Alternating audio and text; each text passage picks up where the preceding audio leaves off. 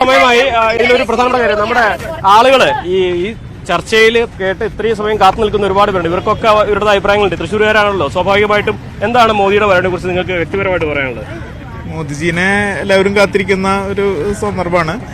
അദ്ദേഹം ഒരു ഇന്ത്യൻ പ്രധാനമന്ത്രി എന്നതിനേക്കാൾ ഉപരി ലോക നേതാക്കന്മാരിൽ ഒരാളായി മാറിയിരിക്കുകയാണ്. അദ്ദേഹത്തിനെ നേരിട്ട് കാണാനുള്ള ഒരു അവസരം എന്തായാലും നാളെ വിനിയോഗിക്കും.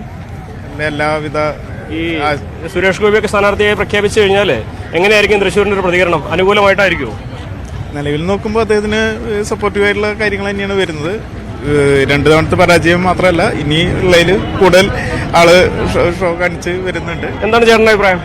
എനിക്ക് വളരെ നല്ല അഭിപ്രായമാണ്. മോദിജിനെ ഞങ്ങളെല്ലാവരും കാത്തിരിക്കുന്നു. അദ്ദേഹം ഒരു ഹൈക്കോണിക്കൽ ലീഡറാണ്, എല്ലാവർക്കും അറിയാം. നല്ലത് ചെയ്യും അദ്ദേഹം, അത്രേ എനിക്ക് പറയാം. ബിജെപിക്ക് അനുകൂലമായിട്ടുള്ള ഒരു സാഹചര്യം ഉണ്ടാവുമെന്ന് തോന്നുന്നുണ്ടോ തൃശ്ശൂരിൽ? ഉണ്ടായി കാണുന്നു, ദാറ്റ്സ് ഓൾ. എന്താണ് ചേട്ടൻ എന്ത് പറയുന്നു?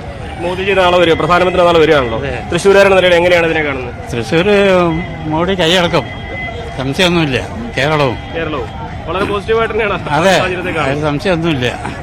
വ്യക്തം അനുഭവം. ഇപ്പോൾ ബിജെപിയുടെ സംസ്ഥാന നേതാവ് ശ്രീമതി സിന്ധുമോൾ കൂടി ചേരുന്നുണ്ട് നമ്മുടെ ചർച്ചയിൽ. ശ്രീമതി